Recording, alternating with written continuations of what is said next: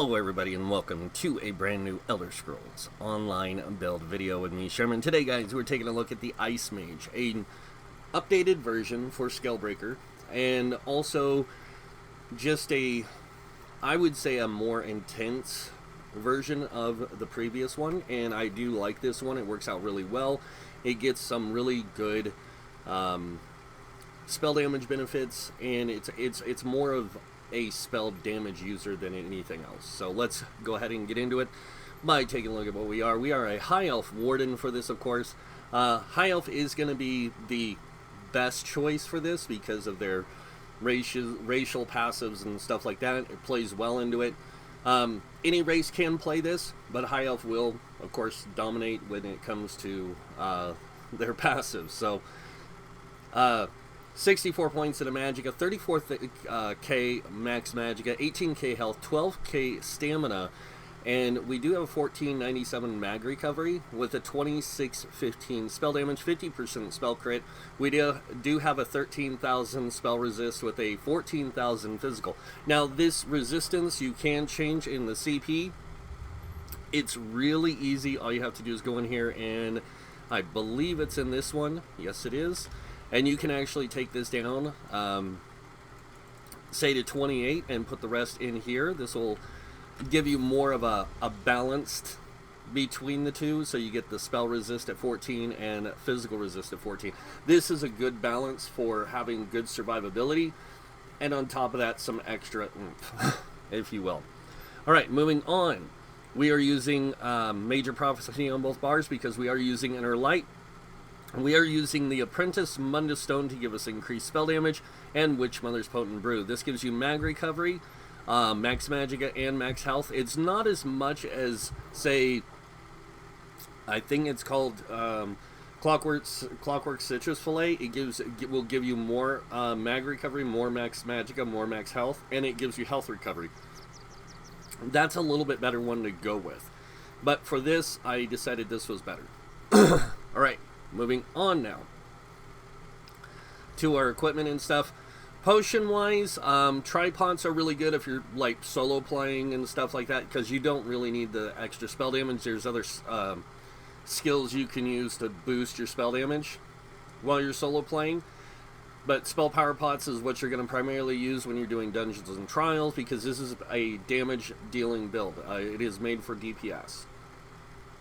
And then the food we're going to be using is the Witch Mother's Potent Brew, or you can use the Longfin Pasty with melon sauce if you want more health, Magicka, and stamina. I would say this is more or less for training. Like if you're learning content, use this food. When you become comfortable with the build, then switch over to the Witch Mother's Potent Brew. And then going over the sets, starting with our main set, our monster set, we are using Ice Hearts. Ice Hearts, a lot of people will say, well, that's not really a damage dealer set, it's more of a defensive set, but it's kind of a mix. It's kind of a hybrid thing here, and I really love this set because with the one piece adds spell crit, the two piece, when you deal critical damage, you have a 20% chance to gain a damage shield that absorbs X amount of damage for 6 seconds, and then while the damage shield holds, you deal X amount of frost damage to all enemies within 5 meters every second for 6 seconds. So, it's just a really nice damage over time, like shield set to kind of keep you going. Moving on to the next set. Now this is where I changed things up a little bit. I went with Scathing Mage this time, and I tested Scathing Mage versus Julianus. Julianus has consistent uptime of spell damage, which is nice. Scathing Mage though has that proc. Whenever you deal critical damage, direct critical damage, you have a 20% chance to increase your spell damage by 5/16 for 6 seconds. This effect can occur every 6 seconds. I can keep that up most of the time, about 75% to 86% of the time on proccing. So I'm going to get that 516% damage, or 516 extra spell damage most of the time. So it really helps out in adding to your overall damage capabilities. Now there's two sets you can use in the next part. The one I would suggest getting first is Icy Conjurers. Now this is going to give you Magicka, spell damage, and spell penetration. Applying a minor debuff to an enemy summons a non-reflectable Ice Wraith that will charge into the enemy, dealing X amount of frost damage over 8 seconds. That effect can occur once every 12 seconds. So it's a really powerful set. The other set you can get is called, I think it's called Pillars of Nirn, and it drops in Maelstrom Arena. So that set's going to be harder to get, but if you can get the jewelry and the staves in that set, it is really powerful. Alright, so now that I've shown you guys the sets, we're going to go over traits and enchants, starting with the monster set, and, well, the bigger pieces first, the helm, chest, and legs.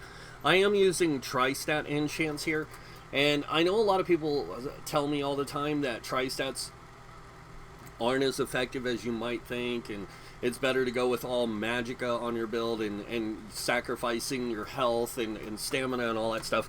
But I like having a little bit of freedom to play, and so I don't feel like I'm sacrificing too much in my characters. So using tri-stats on the bigger pieces allows me to have a higher stamina pool for blocking and dodge rolling, and then on top of that, well, mainly dodge rolling and breaking free, because blocking it will use magicka, because I am using dual ice staffs. But it's still nice to have that higher magicka health and stamina. So on the helm, chest, and legs, I do use tri-stat. Now on the smaller pieces, I am using max magicka. This is going to give me a higher magicka pool, and it just allows me to maximize my magicka potential while still having a high stamina and health pool. Really allows for that greater survivability. Alright, moving on to the next item, if you will, or the next set of traits and the stuff, or the traits, I mean, sorry. We are using reinforced on the helm, and this is the only piece that's going to be reinforced or be different from all the others. And that's so we can maximize our resistance and survivability.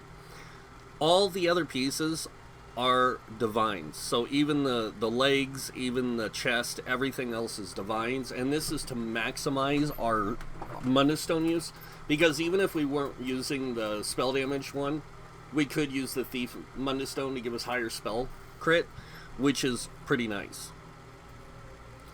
Alright, moving on to the jewelry, traits, and enchants. So with the jewelry, I am running 2 Trirune again on the jewelry here.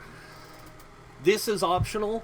I will say that for a lot of people this is going to be optional, but for me it's not. It's something I like to do because I like to have that fallback into health and stamina, so I have greater resources for those things. Survivability from health, and then the stamina for breaking free and dodge rolling. And then moving on to the necklace, we are using a Bloodthirsty necklace with a mag recovery. And the Bloodthirsty is there to increase our spell damage when enemies are below 25% health, or increase our damage. And then the 2 rings have spell damage on them to increase our max spell damage. Alright, moving on now to our staffs. Starting with the main staff, we are using a Nirnhoned Ice Staff with a Frost Damage enchant. The Frost Damage enchant is also going to give us a higher chance of chilling enemies and like locking them in place, which is going to help out a lot. The thing that's nice about having an Ice Mage with unit group is they're really CC orientated, so they're very effective at crowd control.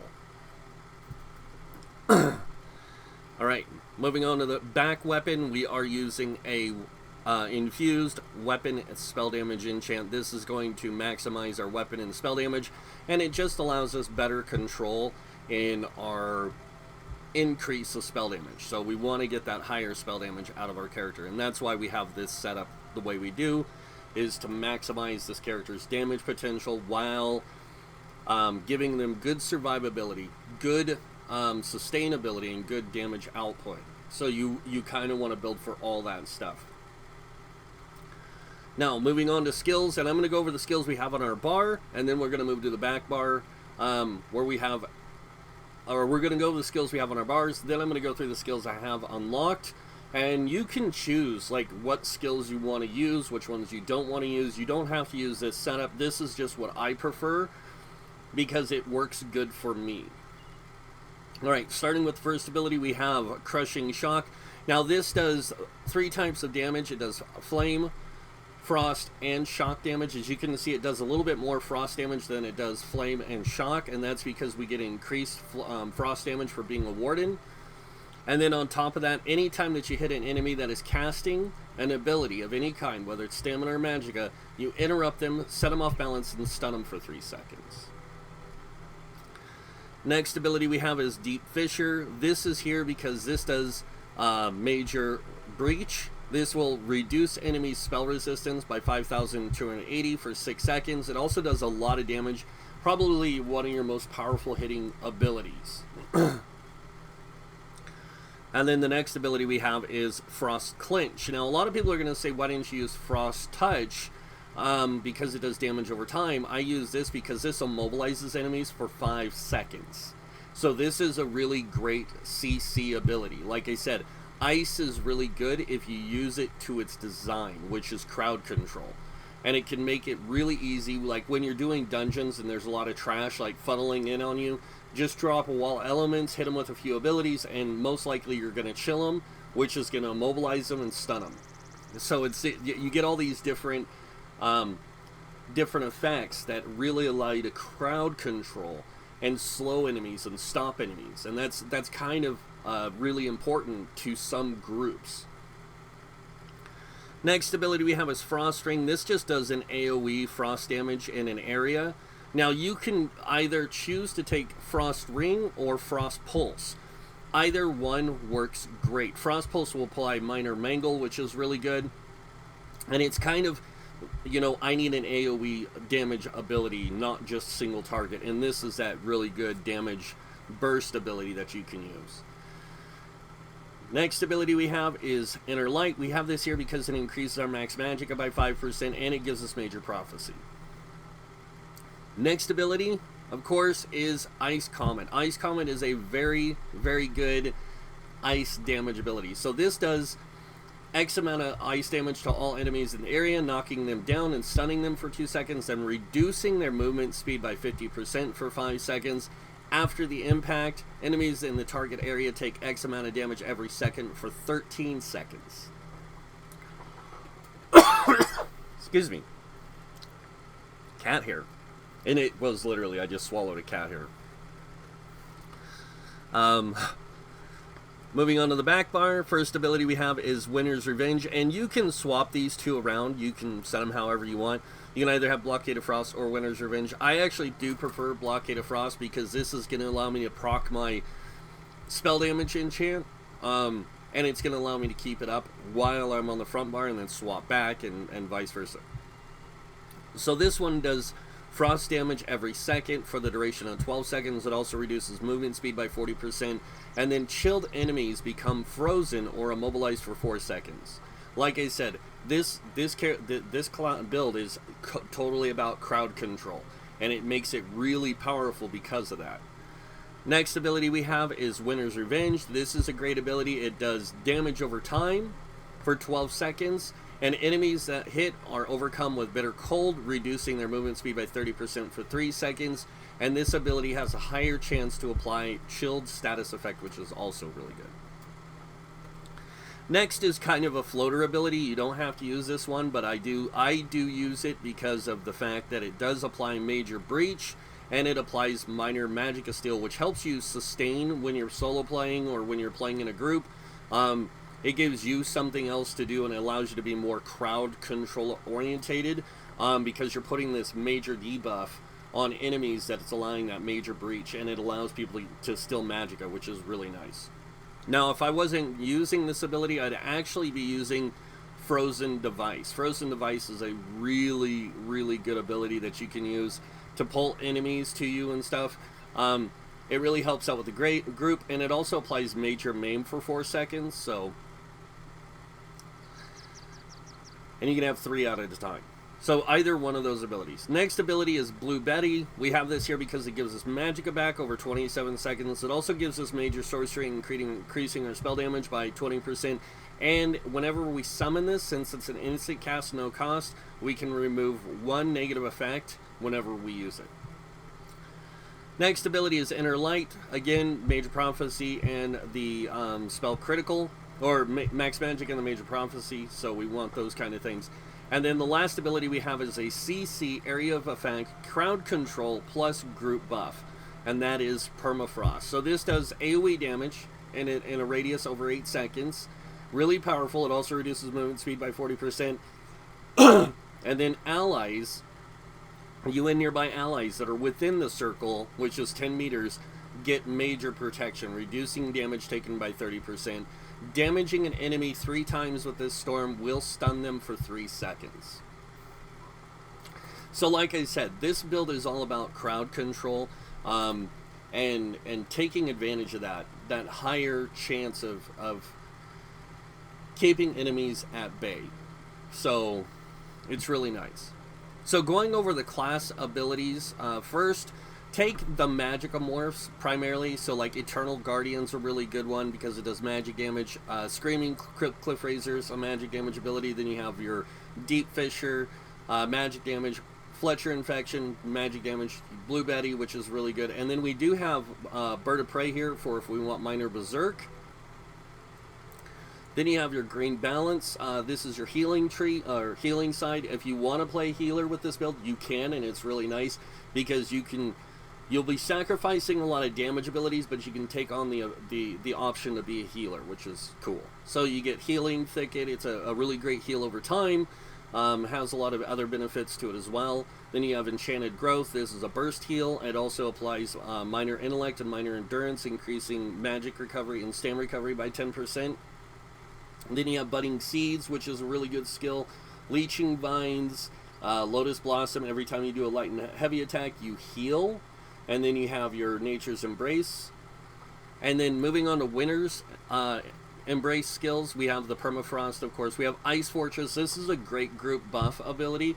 You can apply Major Ward and Major Resolve to your allies, increasing spell and physical resist by 5,280 for 24 seconds, and you gain major or minor protection, reducing your damage taken by 8% for 24 seconds. This applies to you.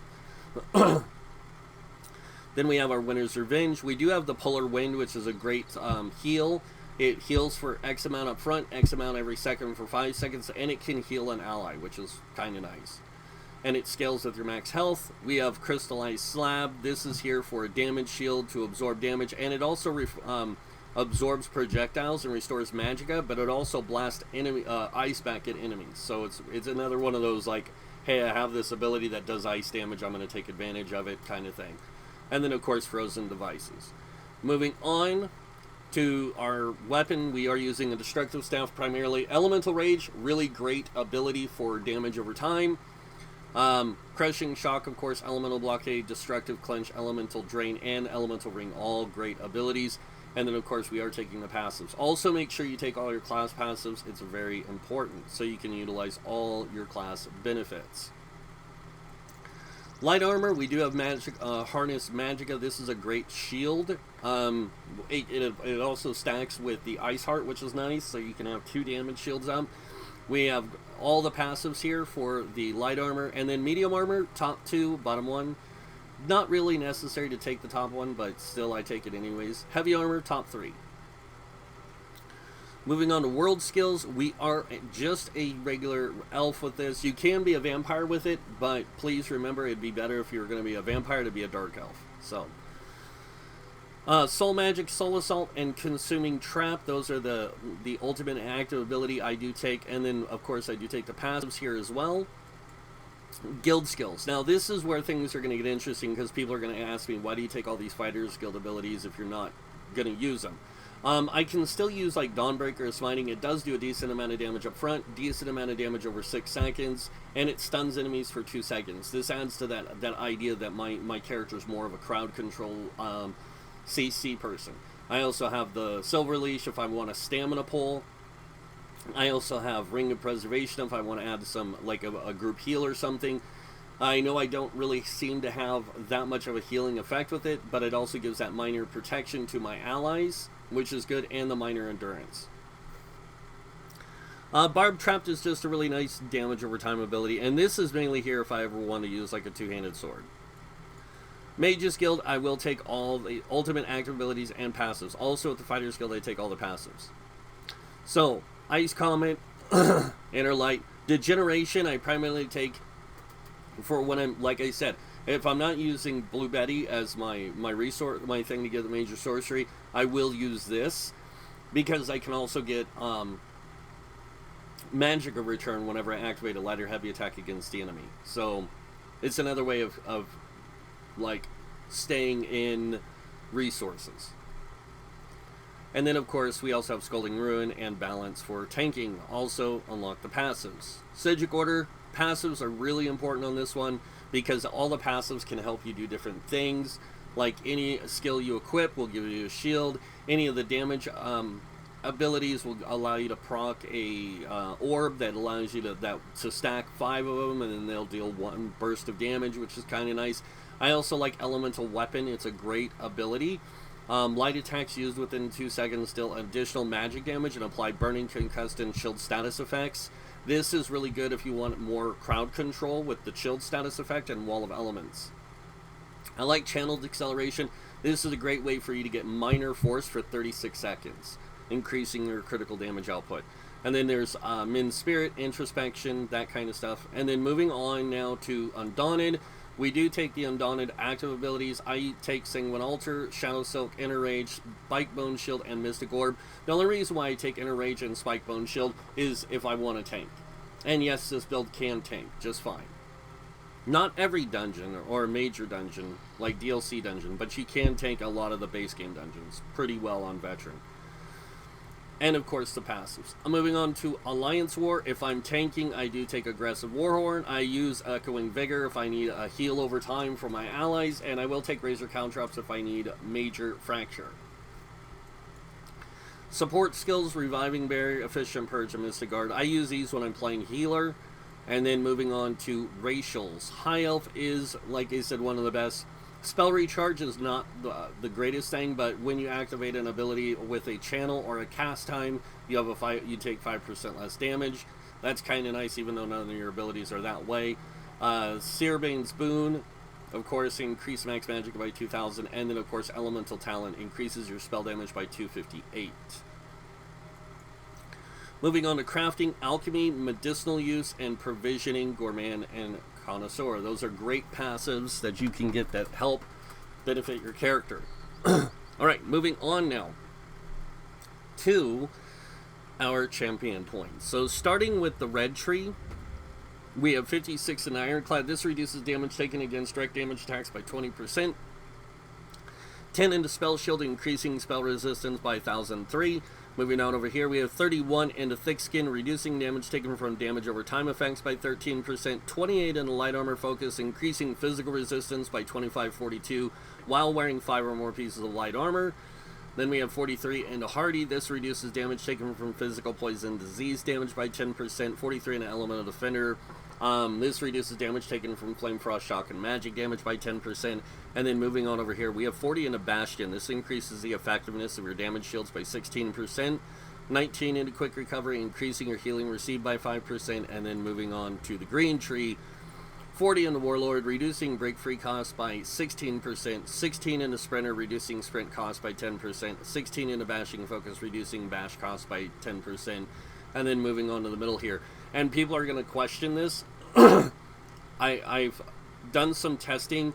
Having tenacity is really nice when you're in heavy armor. When you're in lighter medium, you really won't notice a difference unless you're using a Resto Staff. So it's almost better to put in a Mooncalf so you can get that stamina recovery. Even though it's a small amount, it still plays better into your character because then it gives you a way of getting stamina back. And if you get any kind of thing like an endurance buff from anyone, it's going to give you that greater stamina return, which is going to allow you to sustain better with dodge rolling and breaking free.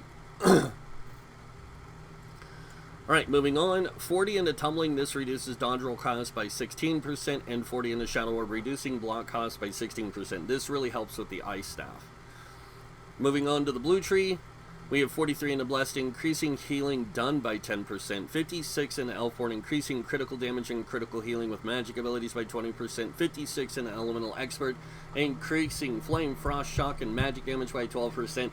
And please understand that's actually 18% for frost, because you get 6% increase for being a Warden.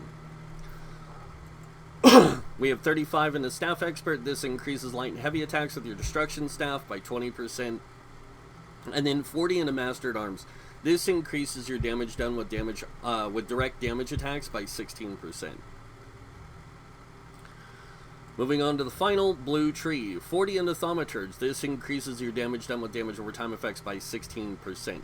So now that I've shown you guys that stuff, I'm going to do a quick parse test on this little skeleton. Now, a lot of people will say, well, this little skeleton doesn't amount to like the big guy, and they're right, it doesn't, but it gives you a general idea, and then we will go parse on the big guy, and then I will take it to a dungeon, show you guys what it looks like in a dungeon environment. So we're going to go ahead and drink a potion, activate our buffs, debuffs,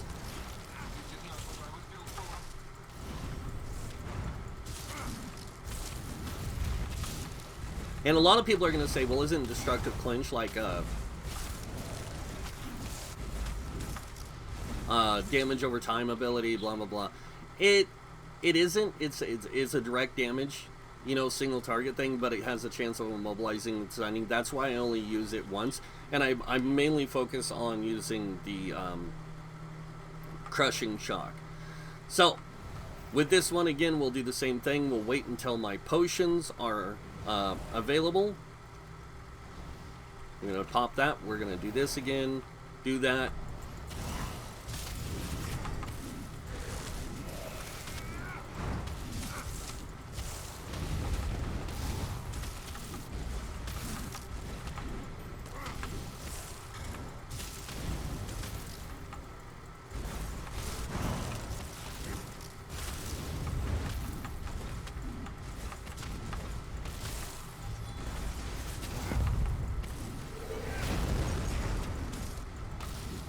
Come on.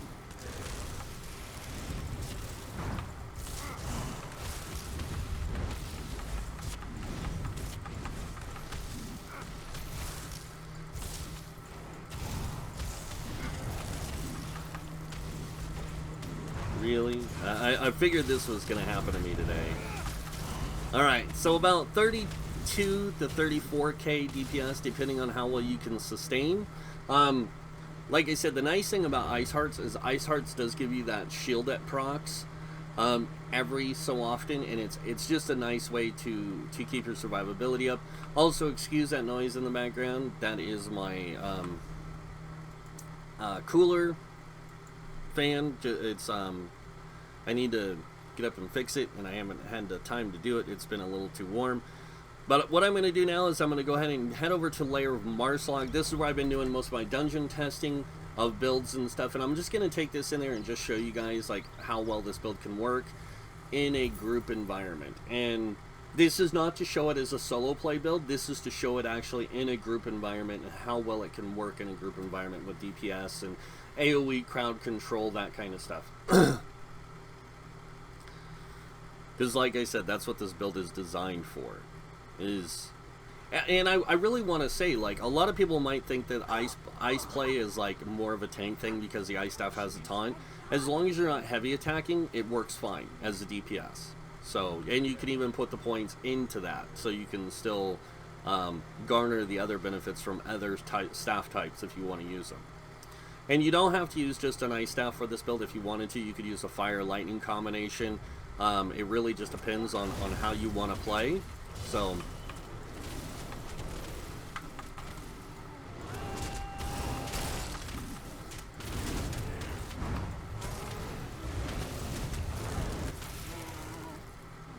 I really love that. I love this ability here, the Ice Pulse, because it can do so much damage. And if you have other ice abilities going on, you can use it in kind of correlation with them and stuff. So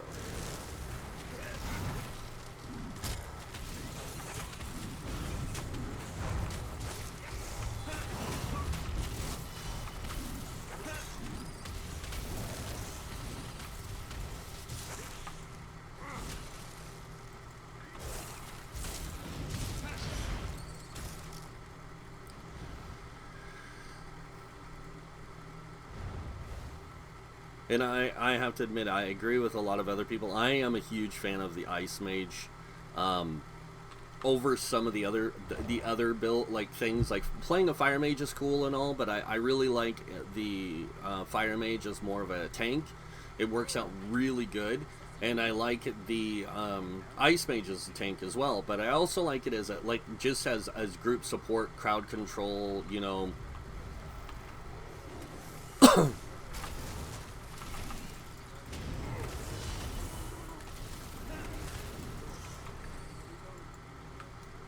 Like I said, there's times when you can just obliterate stuff, and it just blows my mind at how powerful this thing can really, really be when it needs to be, or when you want it to be. I'll go ahead and use permafrost to show you guys like just how.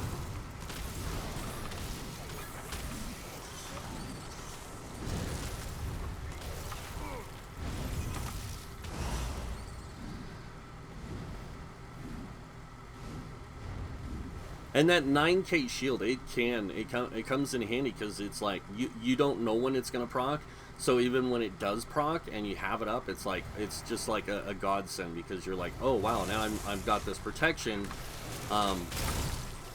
that I wouldn't have had before. So, oh, they're all dead.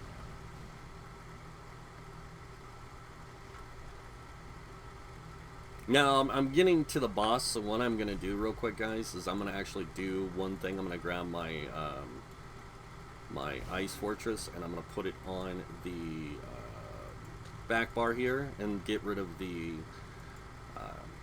that ability. And then I would take Polar Wind normally, because it's a good, like I said, it's a great heal, but we're not going to worry about healing. We're just going to try and survive this encounter with Celine and her bear and spider form. I see you brought more torturers to dissect me, Warlock. We're not torturers. And to restore the balance. Am I to understand you're a follower of Zen? Return, my friend, and I will right the wrongs done here. Unbind her, Corinda. Unwind. I shall loosen my hold only. Now for payment to be kind. It's my turn to study your innocence. And just so you guys can see there, 21 is our resistance. It's pretty sick.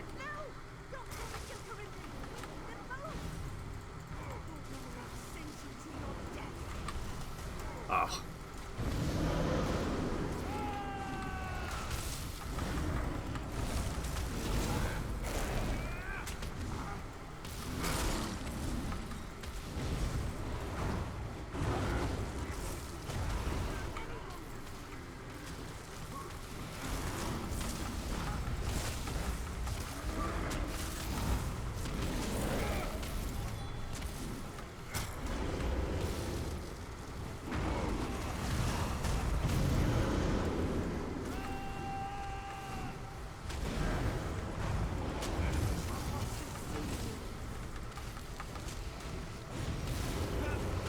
Uh-oh, I have to have the attack now because I got a taunt.